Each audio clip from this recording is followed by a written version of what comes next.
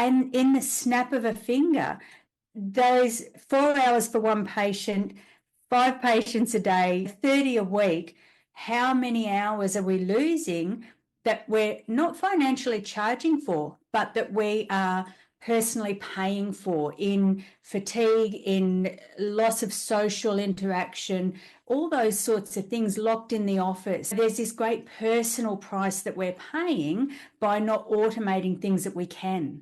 Yeah, for me, it was time away from my kids and my wife. Here I was, because you like, again, the volume of people that you just spoke about, that if you're seeing that amount of people through the week, not every one of them can get a meal plan. That's impossible.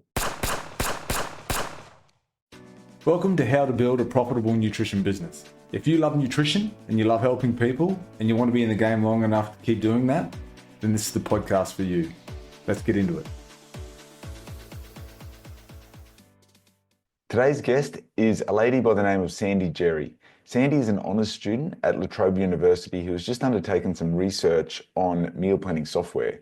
So obviously, as the owner of MEALZEE, a meal planning software solution, this piqued my interest. Now, quick disclaimer, I had zero influence over the design or outcomes of this study, but I was consulted and our users were offered the opportunity to provide their insights into the study. So Sandi's coming on today to discuss the impact for nutrition professionals on meal planning software. So as nutritionists or dietitians or naturopaths, meal plans are what people come to expect when they come to see us, but there is a little bit of resistance and friction within the industry. So can meal planning software help our business and help our clients? Well, you'll have to listen. Let's get into it. Welcome back to another episode of How to Build a Profitable Nutrition Business. Today, I'm super excited to introduce you to the amazing Sandi Gerry. I'm sure by the end of this episode, you'll appreciate how much energy Sandi has. She has a contagious energy that has been a pleasure to work with, and us have crossed through some much needed research. Now, Sandi has just completed an honours project through Trobe University, which has actually looked at the effectiveness of meal planning software. Now, a disclaimer here is MEALZEE has had no influence over the outcomes of this study, but obviously being meal planning software, we were able to provide our insights and access to some of our users to participate in the research. And it's been fascinating reading for me, but it's just a really great insight, I think, for our podcast listeners to appreciate where other people are at and what their thoughts are around meal planning software and how it can really help your business. And so, Sandi, what is it that drew you to this field of research? Because there's not a lot of research in this space. Previously to doing honours, there was another degree that I'd done, and part of the coursework was to be in a clinic environment where we had clients, patients coming in, and their expectation was really that they would have a script for some supplements, and then they would also have a diet or a meal plan to go home with. They were lacking some really good modelling, and we're heavily surrounded with advertising of what a meal looks like, which is generally, from us that are there, is nothing like it should look like, and there's a lot of confusion. And for me, I've been on that side where I just don't know where to turn, and it's really hard. So you go and you see your dietitian or your nutritionist, and you walk in and they tell you all the wonderful things about how much you should have and what you should have, and increase and decrease and all these things. But then you walk away and you think, what have I got in my fridge? What have I got in my cupboard? Can I cook? What do I need? I'm going away. What do I do with this? And a meal plan is really a great answer to that. It's a great response to that hole for the person that needs that experience. And so when I saw this study, and I thought it was really interesting because it was asking, what's the perceptions from the healthcare provider, from the nutritionist, from the dietitian, from the holistic coach? What is their idea of supplying a meal plan? And what do they think about the platforms to assist them in doing this? What are they looking for? Why are they using them? Why aren't they using them? Because they're a great tool, right? I wanted to know more. What do people think? I love it. Everything you've said there basically is the kind of runways that led us to build MEALZEE, because I was the same. And there's actually a bit of, and we'll get into this, you may have picked up, but there's a bit of resistance to meal plans in the dietetic space in particular. And I was one of them. Like, here I am, I've gone and created meal planning software because they're fairly new. MEALZEE's, we've only released 2 years ago and we're not finished. So the build is still happening. So the options, particularly here in Australia, were not great if you wanted to go and create a meal plan for someone. And the reason I hated meal plans is because it would take me hours, like a significant amount of time, to put the meal plan that I wanted together for someone. It was so much work. And then I wasn't confident that it was actually helping them. And that could be for a whole range of reasons. And so I actually had an older lady come in, and she was diagnosed with IBS, I believe, and she wanted a meal plan, right or wrong. And I'm like, I'll teach you how to do it, blah, blah, blah. And she got short with me. She's like, it's all right for you. You know what you're talking about. This is foreign to me. And so that was the point that we went and decided how to build. We needed something that we could do it quicker with. But there's still a lot of resistance. And I think in the dietetic space, it's not teaching anyone to follow a meal plan, but we can do both. You can give someone a meal plan and teach them. It's not one or the other. It's definitely something in the data, Chris, that when I was reading around what I looked at, and what I did find was that there seems to be, in other people's studies, this great big gap of where does it fit into our nutritional care plan? Where do we fit that in? And how do we, as the healthcare professional, facilitate that emerging of it? Exactly what you've said is exactly what the data says. And that is that if I don't know where to put that meal plan into my care cycle, where do I fit that in? And then if I, on top of that, don't know where I fit in to facilitate the introduction of that, then it's not going to happen. Yeah, exactly. So why do you think this is such important research then for health professionals? Look, there was a couple of reasons that I came in, and I think with any research, you try and stay a little bit out of it as the outsider looking in so you can get the greatest experience from what you're finding. But coming in, for me, I thought, as a new practitioner, I've got to build my bank of resources, and I have to trust the resources so that when I'm busy, when I'm tired, when I'm out of time, if I pass off some admin work to my husband, that he can just push go. I can say, do you know what? Can you just send this meal plan to this person? Everything else is templated, just attach and go. And I need to be confident that's there. And as a new practitioner, as a business, it's only been around for 3 years, and even go as a person going into someone else's business where there's minimal resources, that amount of exhaustion just thinking about it is a nightmare. So, then you step away from the whole process and your client's not getting that great experience that they may be expecting or want from you. And time poor, we all hear it. We all know what it feels like. Sometimes we don't know how we got there till we're already there. And this is one of those tasks that can be, to a point, automated. There's minimal input that you need to put into a meal planning software that spits out this huge amount of data and information for your client. You're going to have ones that people really resonate with. What we found through the studies were things that had recipe cards, great photos, how to step by step, a shopping list, a little bit of interaction so that they could make a few tweaks, options. If I don't like sultanas, I can take them out and everything's going to be fine. So they're the things that people wanted. And so that really brings down that fatigue level, not only during the day, but that day on day. And we're recording today, and for a lot of people, it's their first day back at work. Over the next few weeks, it'll be first day back at work and kids at school.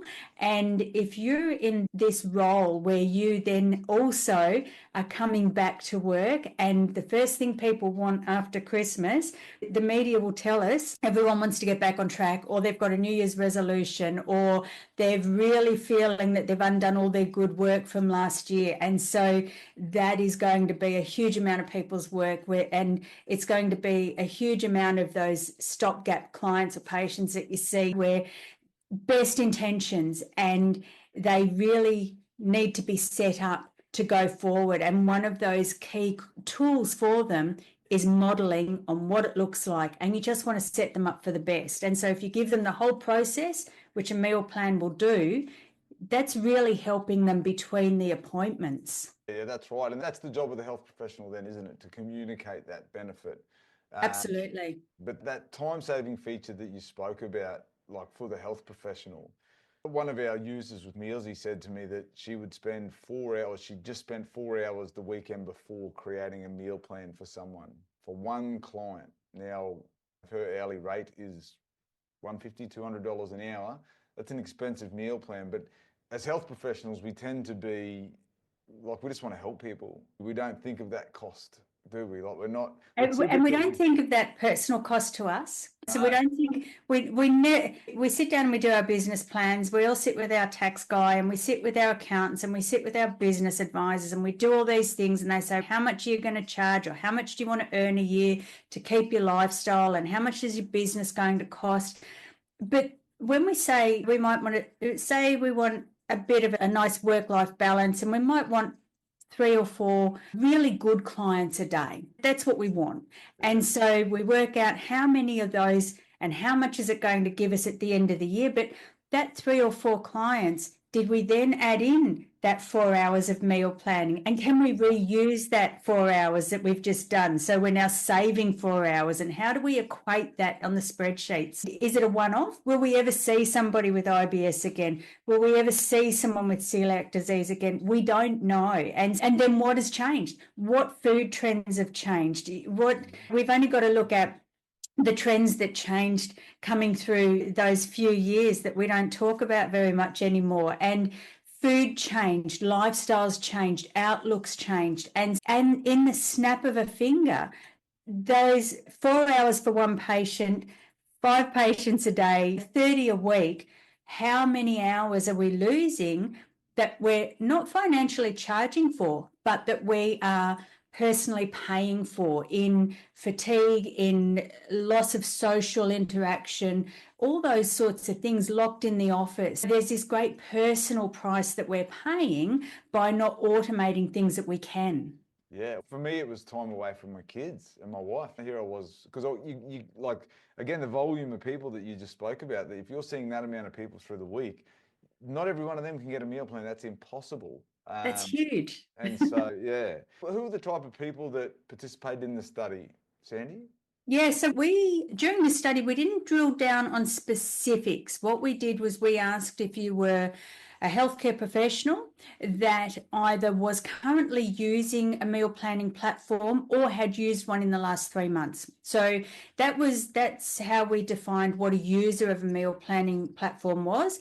And then we also asked that if you weren't doing that, if you hadn't used, get involved anyway, because we want to know why. We want to know, is there potential for you to use, and what would make you use? What is it as an outsider looking in that you think a meal plan is going to do for you, your business? How useful is it going to be? And what do you think the risks are to using these meal plans? We got the fors and against, or the users and the non-users is how we termed it within the paper. And look, we really did get a broad range, I feel, because we put it out to the membership of yours. We put it into LinkedIn. We ran Facebooks. We threw it on the different social pages, and we just really cast the net wide.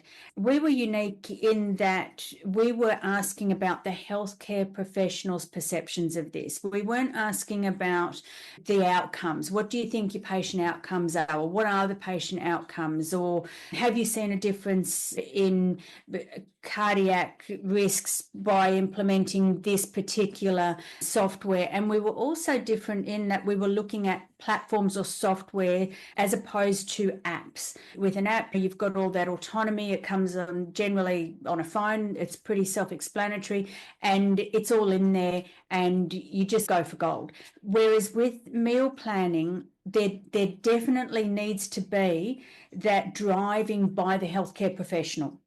So it's not something that would be commissioned by a client. It would be the facilitator is the healthcare professional, and then that gives that ability for the healthcare professional to give that coaching and that guidance and that behavioural reinforcement throughout the time that they've got their client with them, which I think is really defines the difference between a meal plan software or platform like yours or an app, one where we're tracking. I think that really it was the difference, and that's certainly my mind going in and throughout the study, was that you really needed to have that opportunity for the healthcare professional to instigate, to drive, to explain and to coach through the reasons why. I think it's probably worth mentioning here too, for anyone that's never created a meal plan, like, because when I tell people how long a meal plan actually takes if you're not using dedicated software, they just think it's just throwing meals together. But the problem is, in the back of our mind, we've got the RDIs, the suggested dietary targets, the calorie targets, the macro targets. So all of these things are floating in our mind, and we've got to somehow merge all these recipes to then go and tick all those boxes. So it's interesting, like it 100% has to be driven by the health professional, and they're the cogs that are turning upstairs when They're the someone's kids. put a meal plan And look, together. absolutely. And with that the new element that I think most people are now aware of, where we're really, as the healthcare professional, we've got the RDIs, we've got the plate pyramid, whichever country you're in, that's all there. But we now have this new element, and the new element is the environment. And what does that look like when you incorporate? This is one of those shifts. And when we're looking at no waste, low waste, recycling and environmental factors, and that's truly part of our job when we're doing this. We can't be advising people to eat the rainbow when half of the rainbow is non-existent or it's doing dreadful things, or we're going to throw away half of the rainbow. So we've got all these wonderful catchphrases and things that we do because we've always done it. And of course, that's another thing that came out in the study, and that is that people who are more likely to take up these technologies are people that are already experiencing the use of technology, but they also need to have that peer group support. If you've got a new graduate coming into your facility, they're going to be mentored by you, and you're not using one of these platforms, then they're less likely to take it on. And that was another finding that we found. And so when we look at those age groups and longevity within the dietetic profession, if we're mentoring from somebody who has a huge amount of practical experience, they've been out and they've been doing this for quite a long time. When we look at those changes in the last even 10 years, and when we're looking at longevity within the profession, that could be anything up to 30 years, think about the changes that have happened. So when we're then mentoring to do what we've always done, we're 30 years behind, or we're 20 years behind, depending on that peerage or support group that's bringing you through and mentoring you. That definitely came up in the research. And of course, the other thing that came up in other people's research that we were looking at is that it also makes quite a difference when the governing bodies get involved. For us in Australia, it's the Australian Dietetics Association, and everywhere has their different associations. If they're not running, whether it's done in the way of info sessions or CPDs or whatever it is, if they're not running information that gives their readership or group that information on how to choose a good platform or how to implement that in the care plan, or it is okay to save some time. This is how you critique a good platform. If they're not doing that, then we're going to continue to burn ourselves out just on this one area of our admin. Yeah, exactly. Yeah, it's important to get those big bodies on board. What were some of your key takeaways, Sandy? What did you find? Yeah, I think there was some really amazing stuff. I was quite surprised when you look at technology, we look at it's there to save time. We definitely saw that. We saw that people that hadn't used a platform expected it to save time. And then those that were using it, it did save time. So, tick. We looked at things like demographics, which was technology is meant to bridge those gaps. of people that can't get to. So we were fast forwarded into the land of technology and communication via technology with telehealth and telemedicine and these sorts of things. So what surprised me was that we didn't have too many, and in some cases no, respondents from very remote and very regional areas. And so that really surprised me. And of course that sort of leads to, what do we do next? And my brain goes to, who's servicing people regionally and remotely? How are these people getting their information? And we know that the more displaced you are from the city centre, the less resources you have from whether it's health or allied health. And we also know that food scarcity then becomes more of a problem as well in the value of the food that we've got and valuing of the food that is available. That was quite interesting to me. Yeah, why do you think that was? What are your thoughts?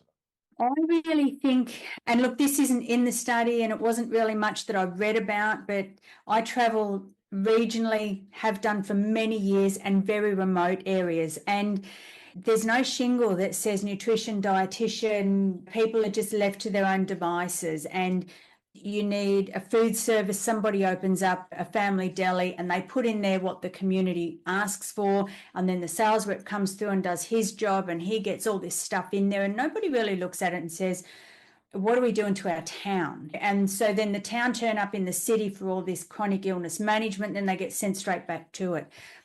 But when you look at beyond a placement in your university times, unless it's something that calls to you, we don't really have people working in those areas.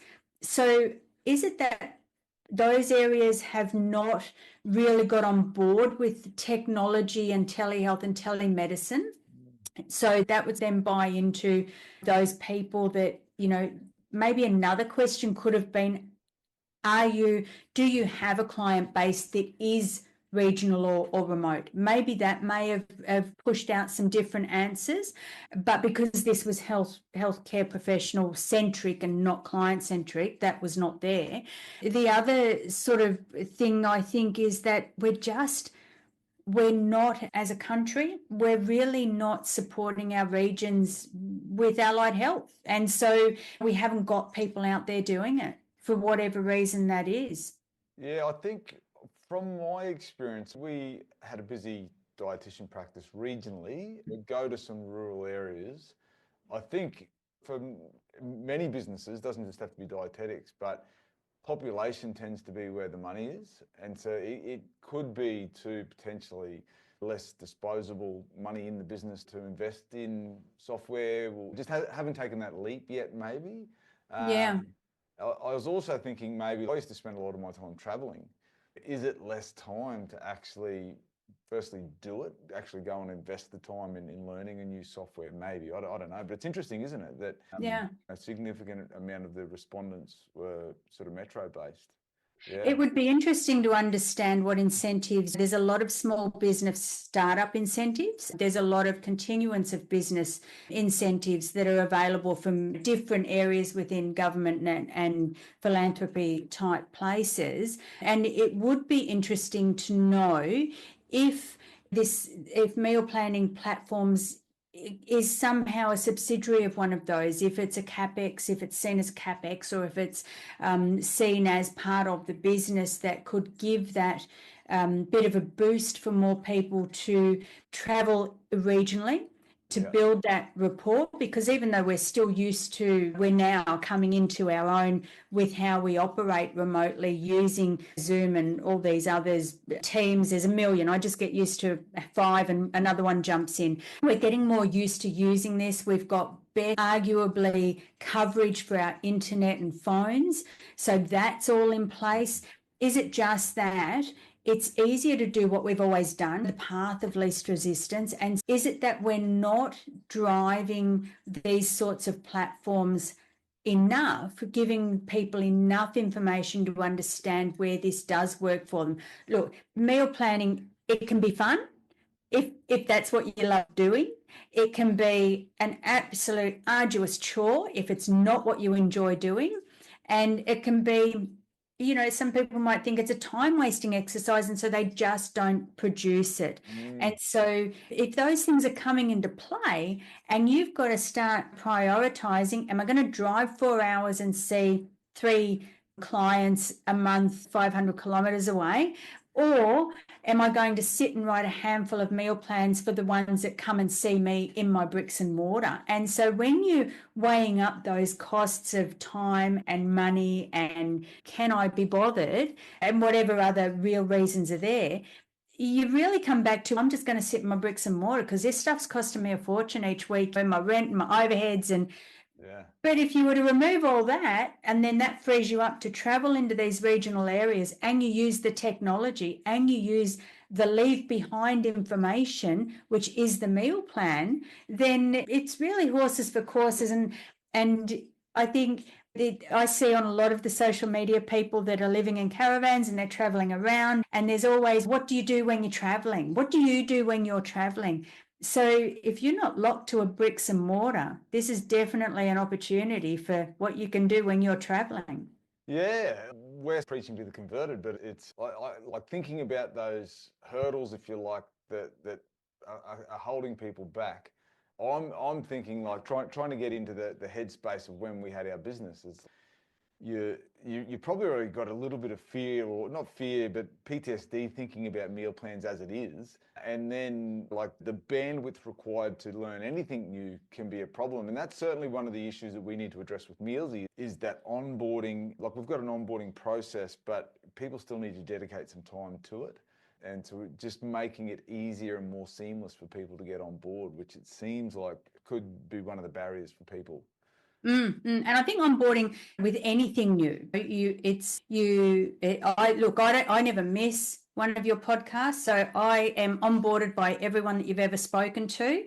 I'm one of those people that just loves listening to everybody you speak to, and they've all got fantastic business opportunities to help me. And so I onboard with everybody. But every so often I'll think, oh, I onboarded and I haven't done anything more with it. And so then I think, oh, I better go back, because this tool was really going to help me, and I was on board, and they spent the time and they talked me through it, and they really were passionate about their product, and I could see how it fits in with my business. And yes, it's going to work wonderfully. But then I've gone away and got busy, and now I'm ready to revisit it, because now it is important to me right now. Before, it was important to me because it was new and I wanted to know about it. Now it's important to me because I'm ready to use it. And so I'm ready for onboarding again in a usable fashion. And I think one of the things that I feel missing in onboarding is the onboarding walks me through the process of what the system can do, what the program can do. Yeah. If I had a patient's history or case study that's one of mine, and you said, this is how we're going to implement for this particular client patient, I could walk that right through the processes, and that would make sense to me.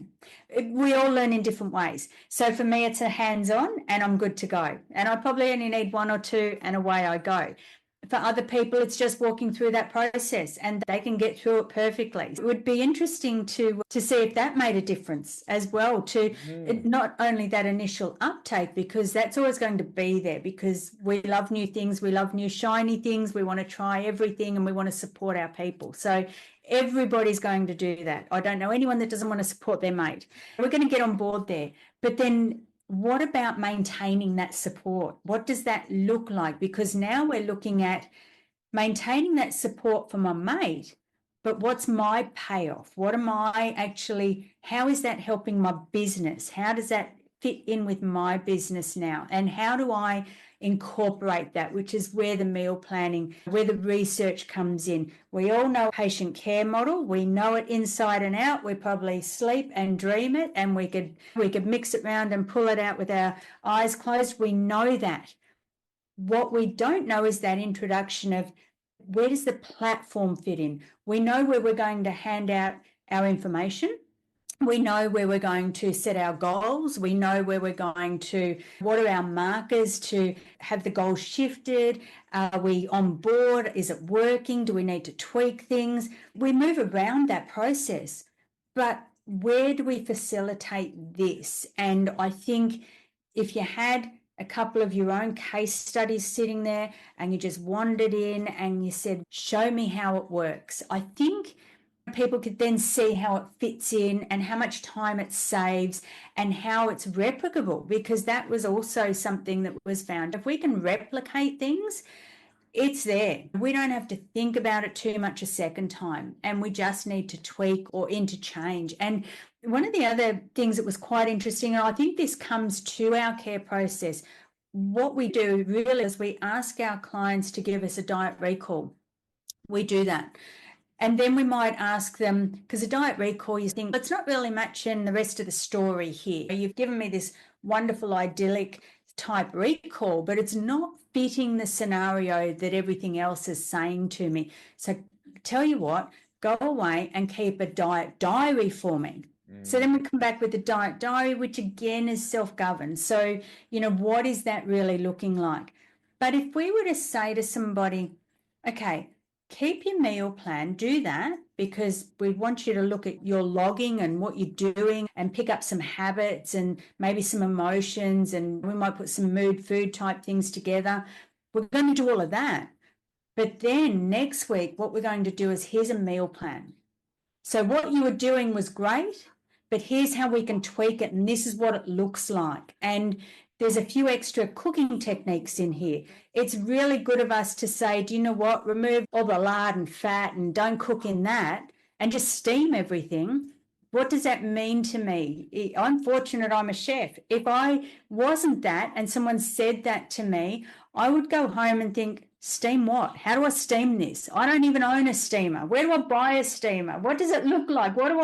How do I buy a $50 one or a $500 one? What use am I going to get for this? What flavors are it going to make for my foods? We're only telling part of the story, and a meal plan is an A to Z, the whole story. It's going to give you the start and the end. Yeah, I liken it to if you've got a flat tire in a car, everyone knows that you need to change it. But if you've never changed a tire in a car ever, and you don't know what you're doing, it can be a bit daunting. So that meal plan can be that stepping stone. So from what we've talked about, Sandi, and we'll wrap it up with this question if we can, the insights that I'm gleaning from your research is that for health professionals to see this as effective, it's really about saving them time. We need, because obviously this is like things I need to take on with MEALZEE. I need to make sure that it's time saving, ease of use. One thing that we didn't really talk about, and this is different for everyone, but one thing I think about is I've also got to show how this can impact on the health professionals' bottom line, their profit. Because yes, the software, whichever they choose, is going to have a cost to subscribe to, but how is that going to impact on their business value and generating income? Did that come up much in the research? Yeah, it did. And so for those that weren't using the meal planning, they expected that it would save them money. That was their expectation. But then for them that were using the meal planning, it certainly saved time, and it added value to their practice. It added a different dimension to their practice, because what it then enabled them to do was it freed up more time to personalize a bit further and give that real humanistic personal touch to what they were doing. So I think what comes up in the literature is people think that when we supply a meal plan, we're removing that, where in actual fact what our users identified through the study was that no, we're actually freeing up more time to do that. There was also a deterrent that we threw out there.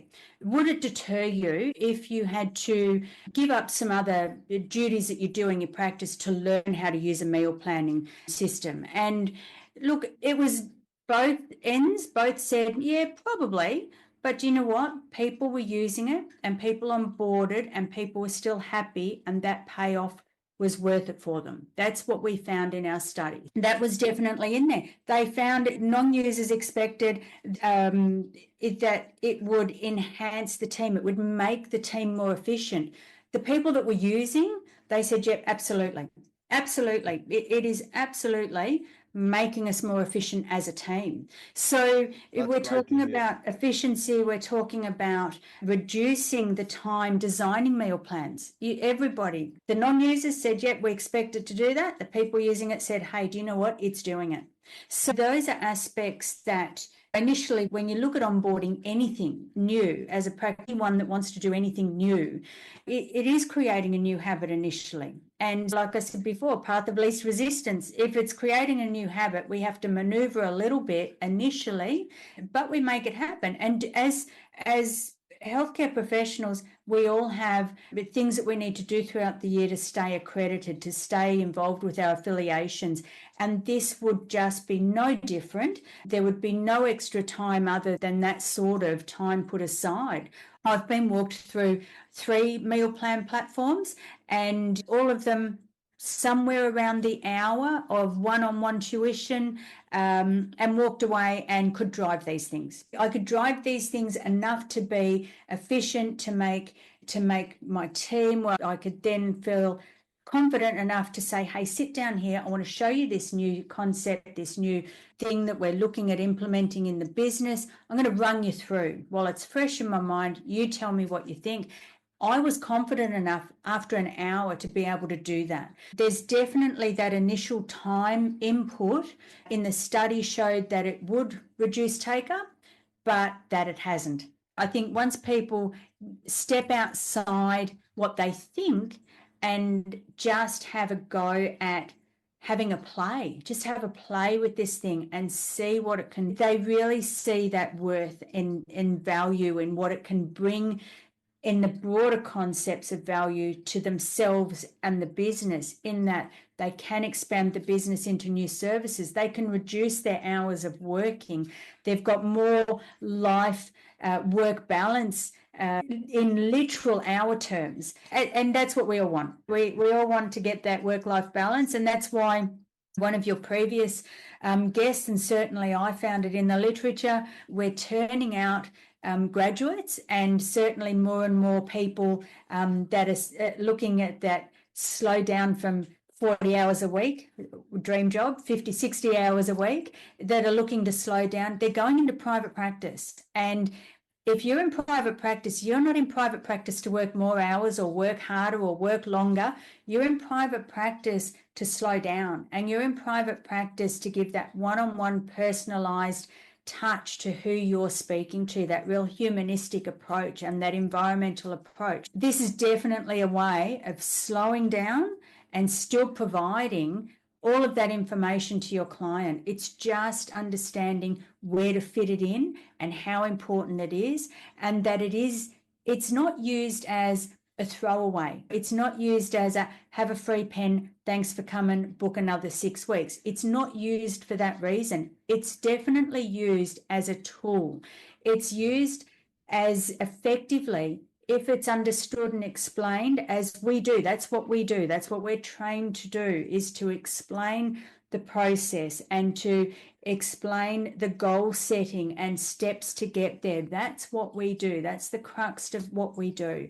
So a meal plan is just part of that goal setting, and it is integral to people that need to see a picture, need to read a recipe, need that affirmation that it's okay, you can make a recipe from this, it's going to work, this is what it should look like. Because when you go home and somebody has just said to you, I want you to increase your grains by having another 3 serves a day, and I want you to implement some fruit because you're not having enough, and I want you to have your 8 glasses of water, and I'll go home and I'll think, how do I make this work? How does this fit into my day? How do I make this work? We've all got these environmental considerations. So we've got all this wonderful information. We've got this fantastic healthcare professional who is doing their best to get me to my goal, and they're going to reinforce that each time I speak to them. But I've just come home and I have no guidance on what to do. So my natural next thing would be to Google a meal plan. Or my next best thing would be to open a glossy magazine and there's my 7-day meal plan, but I'm seeing a healthcare professional. So then I question, if I'm seeing a healthcare professional, why am I flicking through the glossy magazine looking for my meal plan? That's one thing we've talked about on here before, is that we're in the business of information as health professionals. We're trying to educate and upskill our clients, but we're at risk of them walking away from those appointments not feeling a sense of value, because you retain whatever it is, 15% of what you hear. And if they can't remember what we've talked about, and yes, we might have given them some nice glossy resources, patient resources and whatever else, they still need a sense of value to walk away with. And that's something they're going to use outside of that appointment. Yeah. Sandy, And I think, there's a lot of fears that we found in research that is part of writing our paper and part of understanding where our healthcare professionals were coming from. There was certainly an element of that if they provided a meal plan, they were downplaying their importance, or they were giving into, I don't know what I'm doing, I don't look professional, I should know this, and that's not what meal planning is. Meal planning is not about questioning the integrity or knowledge or experience of the healthcare professional, not in any way. What it is it's about giving that client that really good client experience and giving them what they need. And to get them to their goal, a lot of people, this is what they need. And this is what a lot of people expect. Yeah. Oh, Sandy, thank you so much, firstly, for coming on and talking to me, but also, for this field of research, which may not be relevant to many people, but as the owner of meal planning software, it was a space when I went looking, there's not a lot of research, and it's certainly something that can have an impact on people's lives, the public, in terms of being able to, health professionals provide effective, impactful meal plans. And so I thank you for everything you've done. Now, also, you're about to undertake a master's in nutrition and dietetics now. You've gotten into your course and you're about to commence that in 2025.